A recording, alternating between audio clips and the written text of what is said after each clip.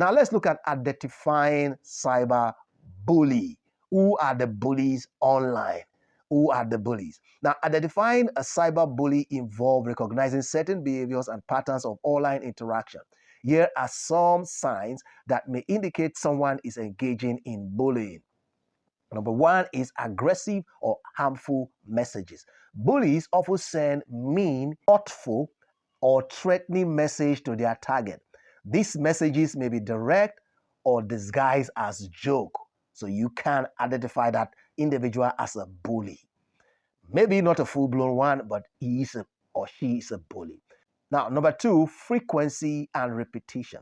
Now, cyberbullying typically involves repeated incidents over time.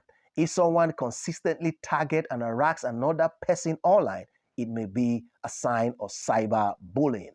Now, number three is public humiliation. Now, bullies may share embarrassing or demeaning information about their victim publicly, aiming to humiliate or shame them. That is a bully. If they're trying to humiliate you, whatever they're doing is to humiliate you, that is a bully. You identify that person as a cyber bully. Then impersonation. If anyone creates a fake account about you, that is a bully. If anyone tries to isolate you, ask you not to tell anyone, not to tell your mommy, not to tell your daddy, not to tell your friends, not to even tell your family. If they try to do that to exclude you and isolate you, that is a bully. Now, if anyone threatened you, like, okay, if you do this, I'm going to expose this, your picture, I'm going to expose that, that is a bully. Anyone threatening you or intimidating you is a bully. Now, those spreading rumor too, rumor stories that are false, that are not true, they are cyber bullies. So you stay away from such people, and like you can apply SIP to them. If you remember, support, intervention, and prevention, you apply it to them. Then those who are trying to manipulate your behavior, try to manipulate you to join a group, try to encourage you to have a certain way of viewing things, they are bullies. Those who repeatedly post negative comment that insult people, they are bullies. Bullies also do what they call cyber stalking. They find you on Facebook, they find you on Instagram, they find you on LinkedIn, they try to find you everywhere and embarrass you. These guys are not just bullies, they are cyber stalkers. Now, bullies tend to ignore boundaries. You set boundaries, and bullies want to ignore those boundaries and still do what they want to do anyway. They are bullies. Now, let's look at unmasking and disarming a cyber bully. Now, unmasking and disarming a cyber bully involves taking steps to identify their behavior, confront them, and mitigate their impact. Now, let's pick a few guides that will help us to unmask and disarm cyberbullying. Number one, gather evidence. When they start to bully you, begin to get screenshots, begin to get their messages in place, gather lots and lots of evidence against them.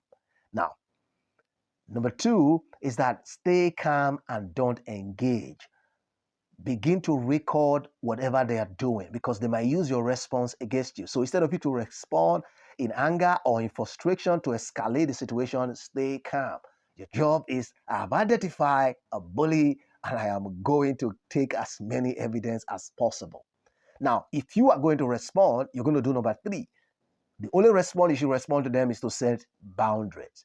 You should let them know how you feel about their communication and let them know that you don't want that kind of communication. So you set boundaries for them and request that they stop harassing you. That is also evidence against them. So instead of you to react emotionally, just simply set boundaries.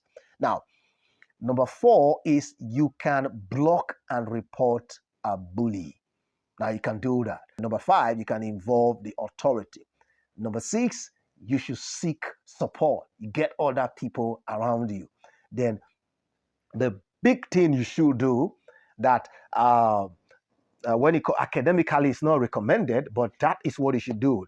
That is the only language that most bullies understand, particularly in an environment where the laws are not strict and active against cyberbullying. What you should do is to unmask a bully. So what you need to do is to go find out details about the bully. You go do research on the bully. You find all the things that are supposed to be private about the bully, but You are not going to be a bully by exposing their own private or secret document. What you need to do is to present it before them and let them know this is you, and this is you. So if I want to take legal action against you, I can easily take legal action against you. So just expose the bully, because most bully, once you expose them, they get scared and they back down. Let's look at understanding your digital footprint. Now, everyone has digital footprint online. Now, your digital footprint refers to the trail of information you leave behind as you interact and engage with online platforms, website, and social media. It is important to understand your digital footprint because it can have lasting implications on your privacy, reputation, and online presence. Now, here are a few things you need to know. Number one, permanent nature. Most of the content you create or engage with online can be traced back to you. If you delete something, it may still exist in digital world and could potentially resurface. So be careful what you send out there. Now, data collection. That's number two. Things you need to be aware of. Things you need to know about digital footprint.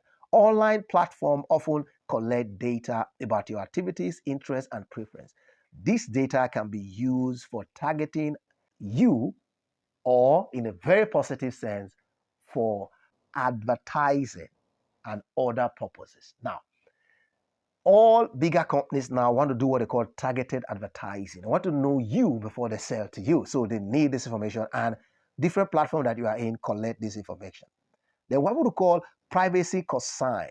The information you share online, including personal details, photos, and opinion, can be accessed by others. Be mindful of the privacy setting on your account. Now, you should be careful what you share online, because by looking at what you are sharing online, in combination with your profile details, I can actually determine who you are, your behavior, where I can find you, and who are your close friends and relatives, right? Now, reputation management. Your digital footprint contributes to your online reputation. Potential employers, colleagues, and others may search for you online. So it is important to present yourself positively. Now, there's what we call cyber security. The more information you share online, the more vulnerable you may be to cyber attack, scams, and identity theft, right? Protect your personal information and use strong, unique password. Now, managing your footprint. How do you manage your footprint? On a constant note, you should review your privacy setting. Before you use an app, look at the privacy setting. Another thing you can do is think before sharing. Whatever you are going to be posting online, ask yourself whether the content is appropriate, respectful, and aligned to your values. Think before sharing. Another thing you should do is understand online activity. Now, be conscious about the type of website you visit, the information you share, and the interaction you have. Be very, very mindful of it.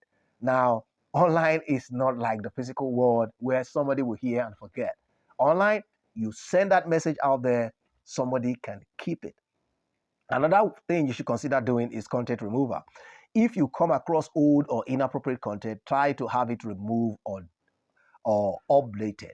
Now, you can do what they call digital cleanup. Periodically search your own name online and assess the content associated with you.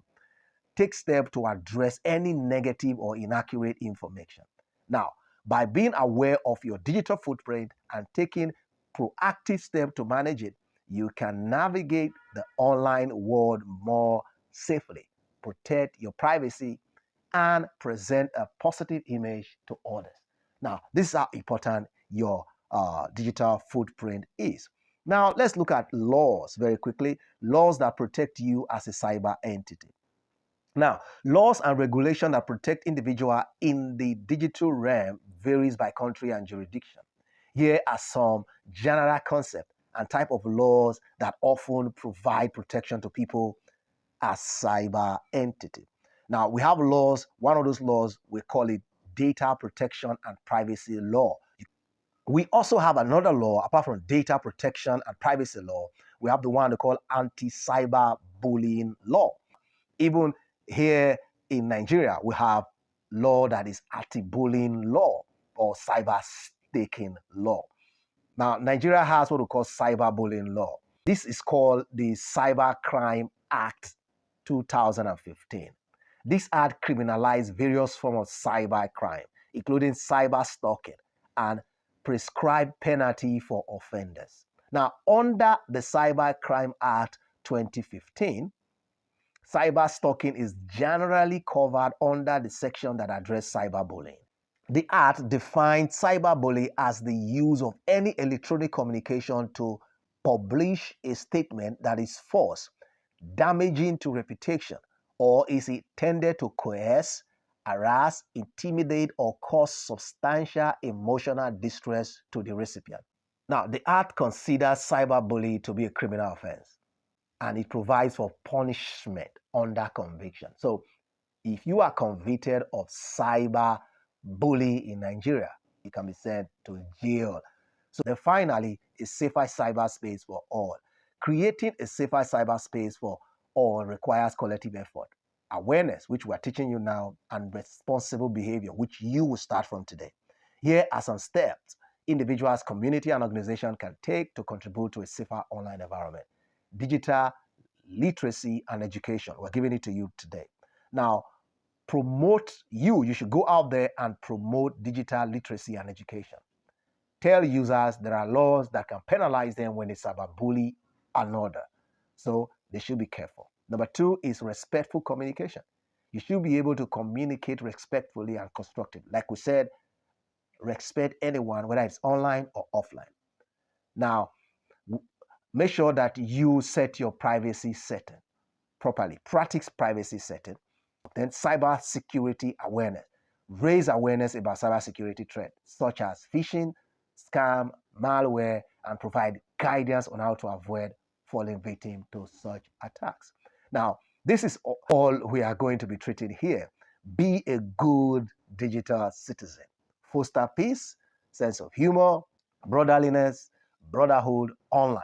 And by so doing, we'll create a safer cyberspace for everyone. Thank you.